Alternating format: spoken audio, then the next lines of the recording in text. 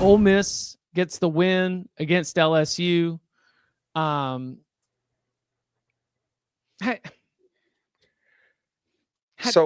is it an LSU? This kind of feels like an LSU story.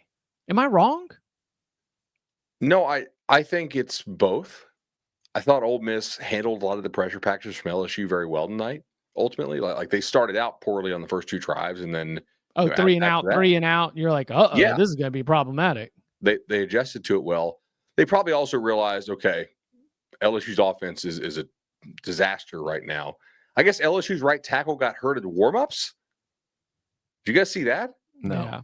Yeah. He didn't play. Like he got hurt. So we knew they were already a little bit thin going in.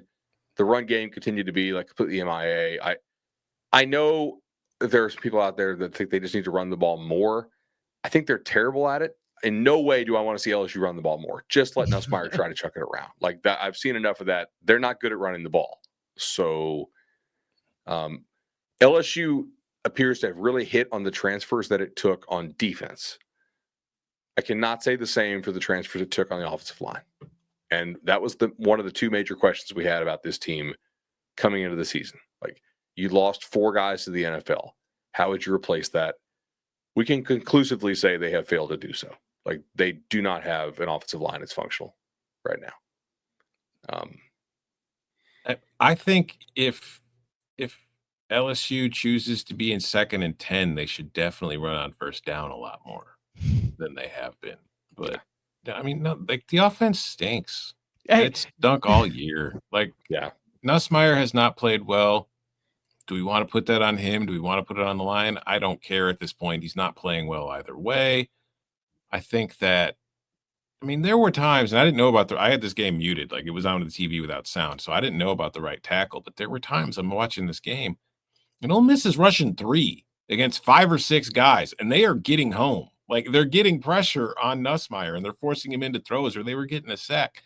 And that's just, you're supposed to be an SEC offensive line. You can't block 3 with 5? Like, what are you even doing? So, no, the offense stinks. The defense did its part again, but it broke.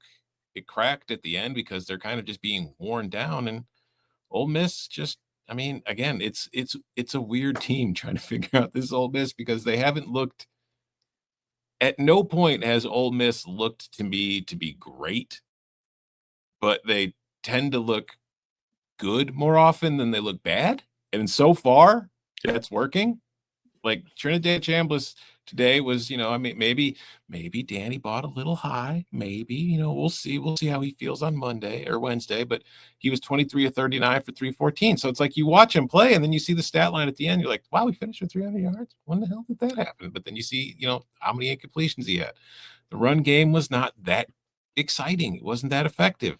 Nobody really stood out and balled out on the receiving game. But they still finished with almost 500 yards and won.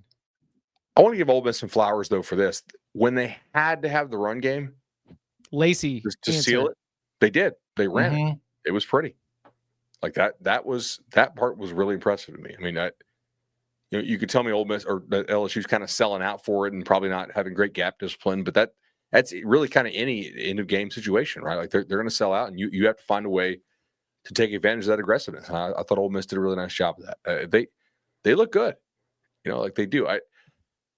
I do think if you played LSU season in reverse order, okay, like if you had opened the year losing like this to Ole Miss, and then your offense in wins, but looked like it did against Florida, and looked like it did against Clemson and Louisiana Tech, where you scored 23 points, people would be like driving a U-Haul to the OC's house. Like this is. At LSU, you can't score 19, 20, 23, and 17 against teams that, like, Florida's probably not going to a bowl. Clemson might. But I know that 39 minutes in is too early to get recklessly disrespectful here, but offensively, and let me just say, offensively, LSU and Clemson have the same offensive issues. Yeah. Ooh. What we saw in the season opener was not two awesome teams having a defensive battle.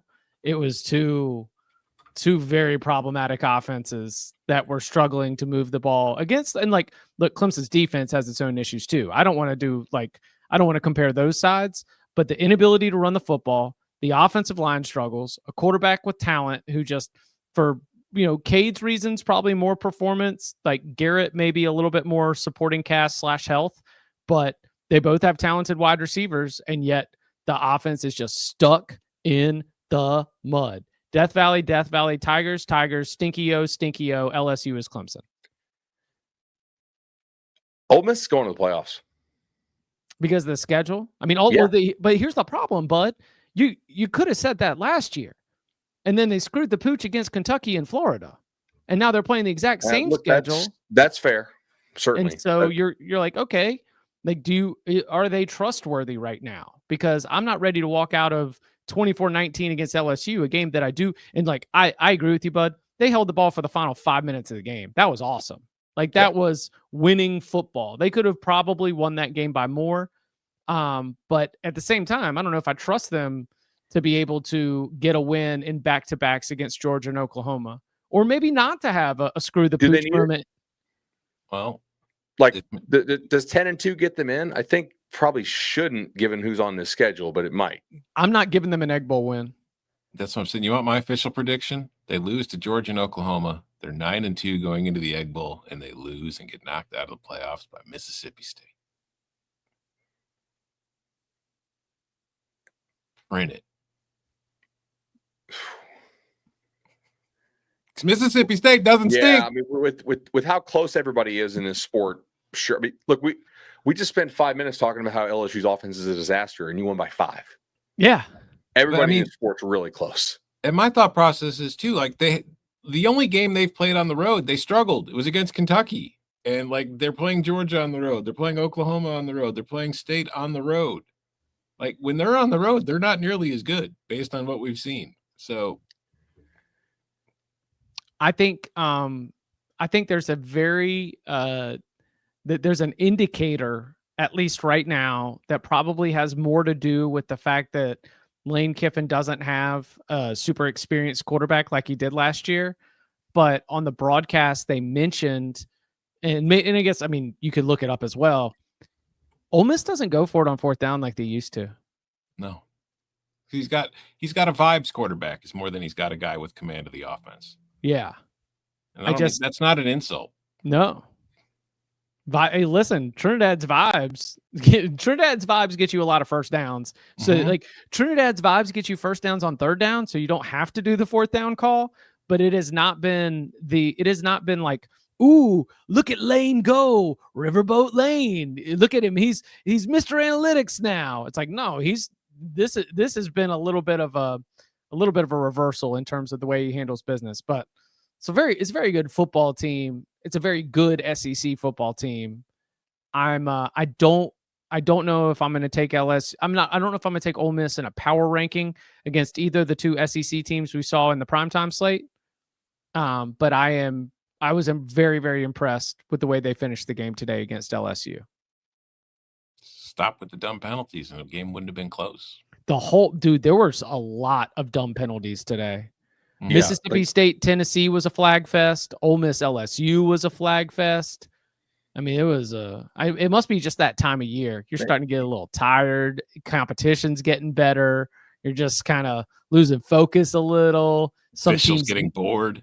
Some teams need a bye week. Jumping on the pile leaping onto the pile way late, which I get why they call it. I don't know that I want that called, but I was happy to see the no targeting call in Oregon.